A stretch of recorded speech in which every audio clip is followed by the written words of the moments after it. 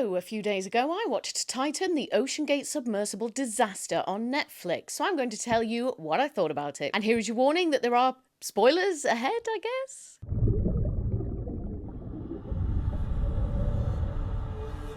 There was no way of knowing when Titan was going to fail, but it was a mathematical certainty that it would fail. Now, I know I'm not alone when I say that when this story broke, I was absolutely hooked. I think one of the many reasons it was so gripping when it was dominating the news is how unusual it was in terms of a news story. It felt like quite a unique story. When you tune into the news of an evening or you're scrolling through the news on your phone, it's all a bit repetitive. The government has said this, or the price of this is going up, not to mention all the relentless horrors of war. So this really felt like something different and got people talking. For me, I remember thinking, how on earth could something like this happen? I think there's still a naive side to me where I think that anyone who would do something like this has surely followed the rules of submarine making, right? How or why would anyone get in a submarine that didn't meet safety requirements, that hadn't been approved by multiple people? It just wasn't adding up in my head and felt like such a mystery. And I think this is where a lot of the fascination with this story comes from for me, is that I just couldn't wrap my head around it, how something like this happens. But lucky for me, the documentary answered all those questions. Stockton saw an opportunity to restart tourist visits to Titanic.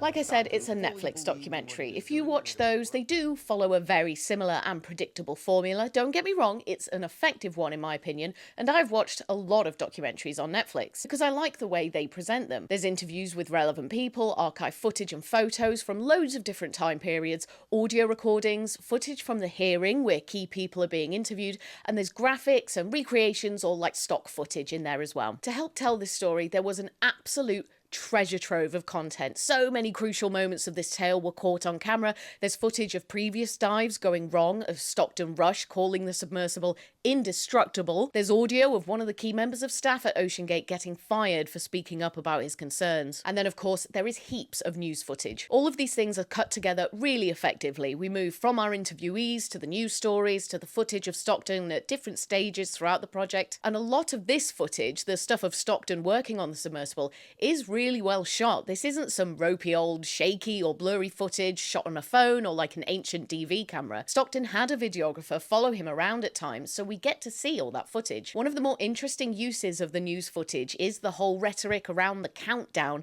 of how much air was left in the submersible. Like, one of the main sound bites at the time was always, oh, there's only 40 hours of air left in the submersible. If we don't find them soon, they're going to be in trouble. And seeing that be one of the main talking points in hindsight, knowing what we know about how instantly catastrophic the whole thing was, is amusing in a really dark and sick kind of way. Something that I do want to touch on in this is that the documentary does a great job at humanising Stockton Rush, but without letting him off the hook for any of it. And I think presenting him in this way is really engaging. The opinion that I have arrived at having watched the documentary, but I do want to mention that at the time of recording this, the investigation has not reached its final verdict of the events, but in my opinion, is that this catastrophe was absolutely all Stockton Rush's fault. He was clearly passionate about what he was doing, and at times when you listen to him speak and see him interact with others, he can come across as a pretty normal dude, and you are reminded that he is just a man. But as the documentary explores, he was intentionally cutting corners to make his idea work.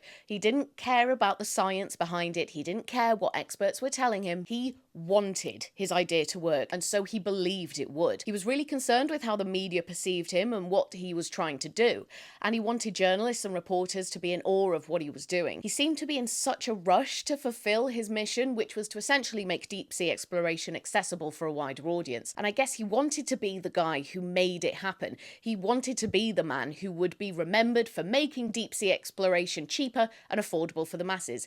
Like Bill Gates wants to eradicate some diseases, like Elon wants to take us to Mars, or like how Brian Johnson wants to see if he can live forever. I still don't fully comprehend what the intense rush was for him. Perhaps it was that the obsession had a hold on him and he couldn't let it go, no matter how many people were telling him what a horrific idea it was. I'm assuming that when you have that much money, something must happen to your brain. Maybe you get to a point where you feel like your wildest dreams could actually become a reality, so then you obsess over it, and nothing anyone says can deter you from it, and logic and reason just take a backseat. A couple more points I want to highlight is this framing of some of the contributors. I'm not really sure what that's all about. I'd love to know what the motivation was behind this choice because it goes against all the rules of filming an interview. Something else that I noticed was that none of Stockton's family or any of his friends or basically anyone who cared about him took part in this.